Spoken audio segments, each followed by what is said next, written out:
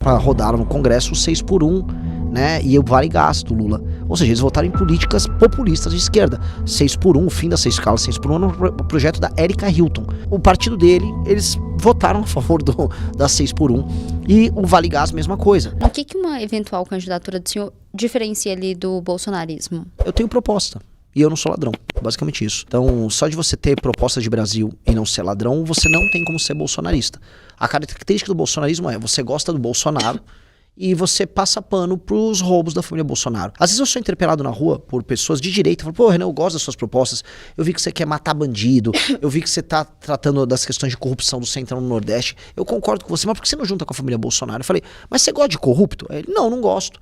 Mas você quer que eu passe pano pros crimes que foram cometidos, por exemplo, pelo Flávio? Não preciso nem entrar pra família. Só pelo Flávio Bolsonaro?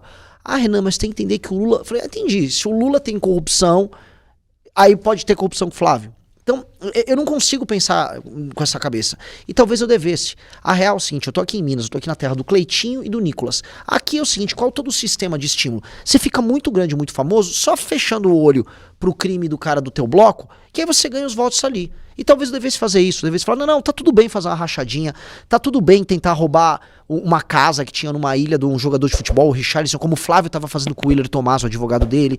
Tá tudo bem passar pano pra todos os escândalos de corrupção que aconteceram no próprio governo do pai dele. Não, tá tudo bem.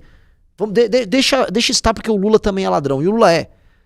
É esse o jogo? Assim, eu não consigo ser assim, não consigo. Então, eu vou construir um caminho em que eu terei proposta, e eu vou deixar bem claro que os outros demais são ladrões. Se o brasileiro quer votar em ladrão, tá tudo bem. Fique claro, ó, você vai votar no Lula, o Lula tem toda aquela lista de escândalos de corrupção. Quer votar nos Bolsonaro, no Flávio, pode votar. Mas vote sabendo o que você tá fazendo, porque você teve a opção de votar em alguém que tem proposta e que é honesto. E quais seriam essas propostas, as principais, assim, do senhor? Primeira, enfrentamento muito claro e direto ao crime organizado, destruição do crime organizado, colocar o Brasil em estado de defesa, colocar as forças armadas nas áreas ocupadas pelo Comando Vermelho, pelo PCC e pelo bonde dos malucos, como tem lá no Nordeste. Segundo, mudança nas leis penais e leis de processo penal pra gente não ter os bandidos reincidentes que cometem uma série de crimes e voltam pra rua.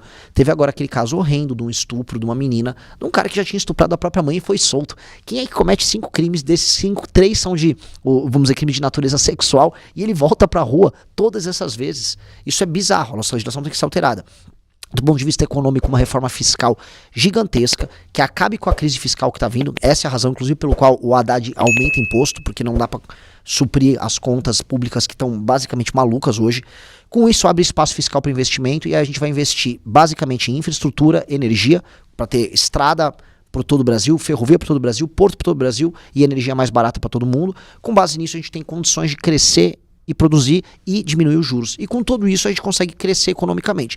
Com segurança e crescendo economicamente, o Brasil já vira um oásis. A situação brasileira perante o mundo melhora bastante. E aí a gente começa a resolver, para mim, o terceiro problema, que são as desigualdades regionais e as cidades que não funcionam, que são controladas pelo Centrão e que as pessoas vivem de Bolsa Família. Se resolver esses problemas, nós temos propostas grandes e pequenas. A gente entra no detalhe em cada uma e entra no detalhe no geral. Mas com essa política de reforma fiscal, reforma administrativa nos municípios e enfrentamento ao crime organizado, o Brasil se torna em 2 anos, não é muito tempo, em 2 anos um país sério.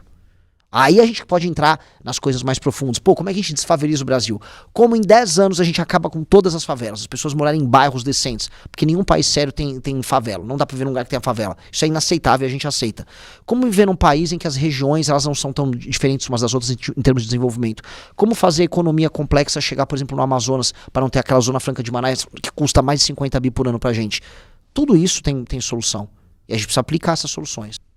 Recentemente, o governador aqui de Minas Gerais, Romeu Zema, que também é pré-candidato à presidência, disse que ele é o único candidato, pré-candidato ali, com coragem para poder criticar o Supremo Tribunal Federal. Como que o senhor recebeu essa declaração? Eu dou risada. Eu vi esse vídeo, o Zema é uma comédia nessa parte. Ele podia falar da parte completa dessa história que envolve a STF e Banco Master, que ele estava entrando no contexto do Banco Master. Como, por exemplo, o fato do pai do Daniel Vorcaro, o Henrique Vorcaro, ter doado pro Partido Novo nas eleições de 2022, né? Ele não, esses detalhes, não sei se ele teve coragem de falar isso. Eu já venho falando desse tema há mais tempo do que ele. Sou o único pré-candidato que botou o dedo na ferida e convocou manifestações, fui à frente do Banco Master, falo dos ministros do Supremo envolvido e falo de todos os lados. Eu tô curioso para ver o Zema também bater na parte da direita que entrou no escândalo do Banco Master. Eu gostaria de ver ele falar, por exemplo, da turma da Lagoinha, aqui de Belo Horizonte, do senhor André Valadão, que está envolvido até a tampa nisso. Eu queria ver ele falar de todos os aspectos, todos os elementos à direita do Banco Master. Por exemplo, sobre a decisão do João Roma, em 2022, que era um funcionário do governo Bolsonaro, que emitiu o decreto, uma MP, foi um MP ou um decreto, agora tem que levantar aqui, que permitiu, vamos dizer, o aumento daquelas operações de crédito, que foi uma medida populista do Bolsonaro, que beneficiou o Credit Sexta, que basicamente era o produto base do Banco Master. O Credit Sexta, para quem está nos ouvindo, é uma fraude de descontos em contas de beneficiários de Bolsa Família, de gente que recebia, funcionários públicos que recebiam cartão de vale alimentação.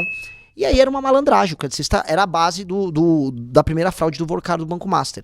Ou a empresa do Zema, o Zema Crédito, lá, o grupo Zema de Crédito, também recebeu. Não tô falando que ele fazia fraude. Agora, ele não vai comentar que, foi no governo do Bolsonaro que boa parte da mamata do Vorcaro rolou? Por que o Zema, ele faz aquela coragem seletiva? Que é o que eu critico também na esquerda. A esquerda fica apontando os crimes, no caso do Banco Master, só os que envolvem a parte da direita. Por que a gente não fala que teve crime envolvendo todo mundo? Que o Ciro Nogueira, que estava no governo Bolsonaro, ele era o principal lobista do Daniel Vorcaro. Que ou a esquerda lembrar que o Lewandowski recebia dinheiro do Daniel Vorcaro, que o Guido Mantega tinha um contrato mensal de R$1 milhão com o Banco Master. Aí fica todo mundo assim surdo quando o problema é com eles próprios. Então, na boa, o Zema é só mais um cara seletivo. Eu respeitaria e a defenderia publicamente o Zema se ele estivesse batendo em todo mundo nessa história. Seja ecumênico, bata da esquerda à direita. Agora, só bater ali no STF, porque os Bolsonaro gostam de bater no STF, aí desculpa, não caio nessa. Falando sobre essa situação aí do Banco Master, como que o senhor avalia toda essa situação envolvendo o Banco Master, né, que tem sido associado aí a diferentes agentes políticos, né? O que esse caso, na avaliação do senhor, revela aí da relação entre o sistema financeiro e a política aí no Brasil?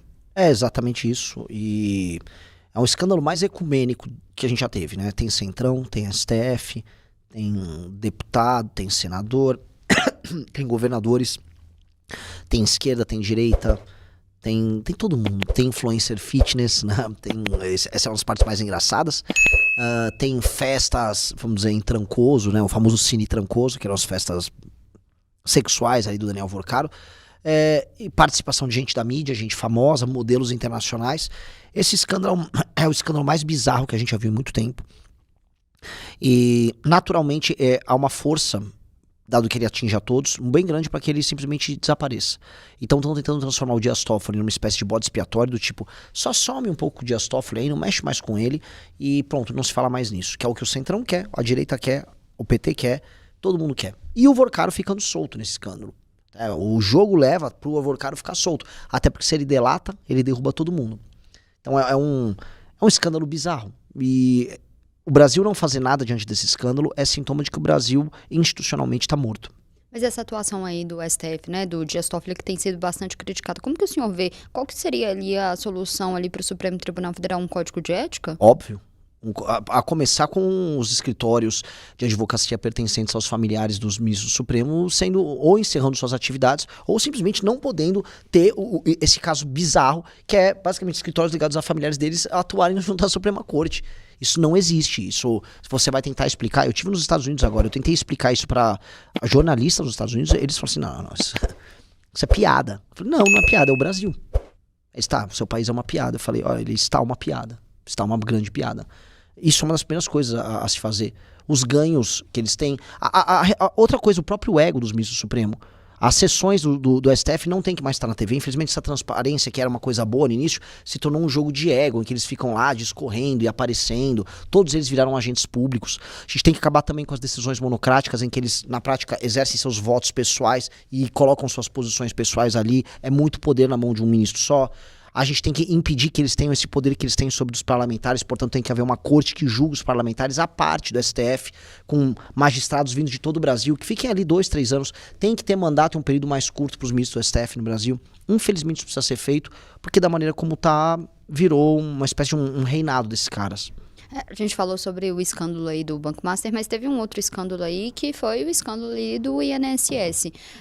Há críticas, né, sobre possíveis tentativas aí de blindagem da CPMI, do INSS. Como que o senhor enxerga essa condução da comissão e o papel também dos partidos, né, nesse processo? Agora virou um tiroteio, né? Há algumas pessoas sérias conduzindo isso, a ponto de objetivamente você já ter tido gente do governo federal pega nessa história. A oposição está tendo um controle um pouco maior sobre essa CPMI, então ela não foi blindada como devia pelo governo, e eu acho que essa porradaria que rolou agora, por conta da quebra do sigilo bancário do Lulinha, ela dá o tom do governo percebendo que, ok, o escândalo começou a chegar ali na muralha do castelo, né? Tá pegando basicamente o filho do presidente. Isso sabendo que tem ministro que tá envolvido em delação, que o próprio irmão do presidente Lula também fazia parte dessas ONGs que repassavam dinheiro roubado. Então, acho que é um momento importante para a oposição. Acho que institucionalmente falando, esse escândalo ele é um pouquinho menos, vamos dizer, abrangente do que o Banco Master, no sentido de que elementos da direita não estão tão presentes quanto elementos da esquerda, mas para o governo vai ser um desastre. E eu acho que eles vão para uma tentativa de operação abafa desesperada agora que o ano começou após o carnaval, porque agora, essa semana, eles viram o tamanho do problema. Mas na avaliação do senhor, tem ali uma seletividade na apuração desses escândalos, conforme ali o alinhamento político dos envolvidos? Eu não vejo. Eu vi convocações sendo feitas, por exemplo, o pessoal da Lagoinha, mais à direita. Tentaram convocar o Zema e eu não vi motivos para o Zema ser convocado. Porque por mais que a empresa dele venda crédito consignado, e aí a gente pode discutir se é correto ou não esse modelo de crédito consignado em cima de Bolsa Família, né? Mas não parece que ele tinha envolvimento nisso. Agora, o envolvimento das empresas ligadas ao universo, infelizmente, vamos botar aí de agentes públicos com conexões com o governo federal, estão mais explícitas. As delações estão levando tudo para esse campo. O que tem agora, por exemplo, é a questão que envolve o escritório do próprio Flávio Bolsonaro, do envolvimento estranho e de repasses de ligações do Willer Tomás, que é próximo do Flávio, com o Everson Rocha, que é parte integrante fundamental desse escândalo, e talvez isso comece a chegar no Flávio também. Esse é um dos elementos que vai começar a buscar o Flávio. Eu acho que vale notar o seguinte ponto: começaram a falar desse escritório do Flávio nesse escândalo logo após o filho do Lula ter sido colocado e logo após sair essa última pesquisa. Como a gente sabe, o Lula e o PT estavam pensando em bater no Flávio lá para maio, quando tivesse certo que o Flávio seria candidato. Eles querem o Flávio como candidato porque o Flávio tem uma rejeição alta. E iam deixar a porradaria para comer depois. Agora, eles estão antecipando a porradaria. Então a gente vai começar a ver, vamos dizer, esse escândalo indo também para a direita. E a gente tem toda essa questão também da direita tá dividida. Cleitinho e Matheus Simões não tem uma definição se eles vão caminhar juntos ou não. Na avaliação do senhor, essa fragmentação pode comprometer aí o desempenho do campo conservador? Assim, o Matheus Simões é um candidato centro-direita, e o Cleitinho é um candidato de nada, né? Eu não sei qual a posição ideológica do Cleitinho. Direita, na avaliação do senhor, não. Eu não... Às vezes ele depende do dia, depende da polêmica do dia. Se a polêmica do dia é uma polêmica de direita, ele viu que vai dar like, ele vai ser de direita. Se amanhã é uma de esquerda, ele vai ser de esquerda. O Cleitinho estava agora na campanha do fim da escala 6x1, só porque dá voto e views ali, porque é o populismo do dia. O Cleitinho é um populista de internet. Então, às vezes a gente confunde um populista de internet com direita só por confusão. Eu não vejo ele. O Cleitinho é um candidato, ele é um Macunaíma. Ele é um candidato que vai ficar voando aí, ó, de acordo com as oportunidades. E não... Eu não creio que isso é um racha na direita. É só um racha, talvez, na internet. Na verdade, o que a gente tá vendo, assim, quando a gente fala assim, de um lado eu tenho o Matheus Simões, que quer pegar a direita de internet pra apoiar ele, e o Cleitinho, é a galera de internet. E aí, quando a gente fala de um Pacheco da vida, por exemplo, a gente tá falando de um político tradicional. Então, os políticos tradicionais, eles se resolvem mais rápido. Na internet é muita confusão. Então, eu acho que a galera da internet tá confusa. Falando um pouco agora do projeto, né, do Missão para essas eleições agora de 2026, qual que é a meta? No Brasil? Ganhar tudo que nós pudermos. Mas vai ter candidaturas onde? Aqui é um exemplo. Eu tenho uma candidatura presidencial, uma pré-candidatura presidencial, tem que falar isso de acordo com a Justiça Eleitoral. Aqui em Minas nós temos o Ben Mendes, que é pré-candidato ao governo. Nós temos muitas lideranças concorrendo a deputado federal e deputado estadual. O objetivo é eleger o maior número possível de pessoas, convencer o maior número possível de eleitores com os recursos que nós temos à disposição. É um partido que tem 3 meses de idade, porém é um partido muito ambicioso, e precisa ser ambicioso. O Brasil é um país que ficou para trás. Se a gente não for ambicioso, a gente não vai conseguir mudar o país. Eu ia perguntar se a prioridade é talvez uma campanha presidencial ou conseguir uma maior bancada aí no Congresso, nas assembleias dos estados, se tem alguma prioridade definida nesse sentido. É tudo relacionado. Quanto melhor eu for para presidente, mais deputados nós vamos fazer. Então, é o mesmo projeto. Se fosse um projeto de um partido centrão, daria assim, não vamos focar para presidente, vamos focar em fazer bancada, e aí a bancada apoia um candidato. Mas não, nós temos nosso próprio livro de propostas, nós temos nossas ideias, nós somos muito fechados nas nossas ideias, logo, ter um candidato a presidente que defenda essas ideias é muito bom para os deputados, ajuda as pessoas a entenderem que dá para ver o Brasil com essa proposta para segurança, essa proposta de educação, essa proposta para saúde, e as pessoas olharem, ok, se eu quero isso, eu vou votar nesses caras. Então, eu sei que para uma parte dos partidos isso é uma dicotomia, ou seja, ter um candidato a presidente atrapalha o projeto de eleger deputado. Para nós é o contrário. Como nós somos um partido de verdade, ter um candidato a presidente ajuda a fazer deputado. O senhor falou do nome do Ben Mendes para ser pré-candidato ao governo de Minas. Vai ser uma candidatura ou tem chance ali de abrir mão dele ser candidato só a deputado, estadual ou federal? O Ben Mendes veio conversar conosco e ele veio conversar conosco para ser candidato a governador. Eu falei, ambicioso, foi inclusive meu primeiro contato com ele, gostei muito da pessoa dele, uma pessoa com uma integridade muito grande, uma pessoa que já tinha lido os nossos projetos, e ele já tinha as mesmas críticas políticas à direita e à esquerda no Brasil anteriormente, eu já tinha visto esse tipo de conteúdo dele, então eu falei, muito bom. Eu falei, mas agora você tem que conhecer o que a gente pensa. Aí quando ele viu, eu já li o livro amarelo, eu já li as coisas, eu já tô por dentro. Eu fiquei muito surpreso, eu falei, tá, então vamos começar a articular. Porque uma das coisas é, eu vou concorrer a presidente da República. O Ben Mendes vai concorrer a governador. As pessoas vão conhecer o que a gente pensa. É diferente. Conforme a gente vai apresentando essas propostas e explicando no detalhe, é algo que as pessoas nunca ouviram. É muito importante ter os candidatos para o governo e para a presidência da República, para as pessoas entenderem que a vida não precisa ser do jeito que ela é. Que dá para você ver assim, um Brasil diferente, Minas Gerais diferente. E isso é central. Então, a gente não vai negociar nosso espaço de candidatura para alguém que não vai falar o que a gente pensa. Simplesmente não tem sentido pra gente. Então, é importante ter aí uma candidatura ao governo aqui Muito, de Minas. porque nós representamos não apenas, vamos dizer, uma legenda, um partido. O partido tem uns 30 e tantos, não significa nada. Agora, a gente representa uma ideia única no Brasil. Então, quando você pega a pesquisa Atlas e você quebra por idade, eu tenho entre os mais jovens, a geração Z, 22%. Quando você pega homens da geração Z, isso aí vai para quase 34%. Ou seja, dos jovens ali de 16 a 25 anos de idade, nós somos, entre os meninos, praticamente 1/3 do Brasil. Entre meninos e meninas, nós somos aí um pouco mais do que 1/5 do Brasil já, com um cara que não é tão conhecido ainda. O que eu quero dizer com isso? Claramente a gente está representando uma nova forma de pensar a política. Se isso não estiver presente nos debates, para que eu montei um partido? Eu vou frustrar essas pessoas, então eu preciso estar presente nos debates, eu preciso ter os candidatos, e esses candidatos têm que vir da base. Eu não vou chamar um politicão já pronto, não vamos fazer esse cálculo. Se a gente acredita nas nossas ideias, a gente tem que botar pessoas para defender as nossas ideias. Então tem que ter candidato. Já caminhando para o final, eu ia perguntar justamente sobre isso de nomes e qual o projeto em Minas em relação à Assembleia, à Câmara Federal, né? Se já tem nomes considerados apostas prioritárias do partido. Temos muitos nomes. A gente vai vir com chapas completas para Minas Gerais e o objetivo é justamente a gente ter esta forma de, assim, Minas Gerais, desculpa, assim, eu não quero falar mal de um estado, minha avó veio de Minas Gerais, é um estado que eu amo. Minas Gerais está muito mal representada. Para onde eu olho, Minas Gerais está mal. Assim, vocês têm discussões que envolvam Cleitinho, é assustador. A gente estava falando agora antes de começar, junto com a nossa equipe, assim, discussões de Bruno Engler. Pelo amor de Deus, galera, sabe? Aí quando eu vou pra André Janones, o que tá acontecendo com Minas Gerais, sabe? Minas Gerais sempre influenciou os outros estados em termos políticos, então eu tenho que trazer pessoas muito boas.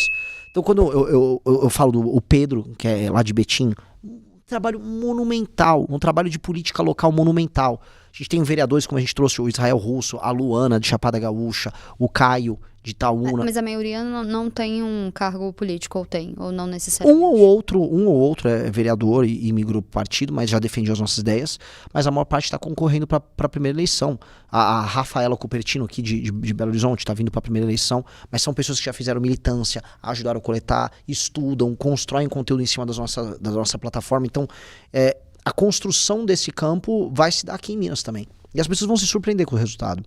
Queria agradecer a presença do senhor aqui hoje, sempre muito bem-vindo, voltar mais vezes. Maravilhoso, muito obrigado, sempre um prazer. Do canal Inevitável Cortes, e no meu segundo mês postando cortes aqui no YouTube de figuras do Partido Missão e do MBL, eu faturei cerca de R$25 mil, ou um pouquinho mais de $4 mil. E se você tem interesse em estar criando o seu próprio canal de cortes, eu preparei um treinamento 100% focado, mostrando o passo a passo para você estar conseguindo fazer seus cortes de figuras do Partido Missão e do MBL. Para acessar o treinamento é só clicar no primeiro link da descrição ou ler o QR Code que está aparecendo aqui no meio da tela agora. E se você gostou desse vídeo, não se esqueça de deixar o like e se inscrever no canal. Te vejo no próximo vídeo.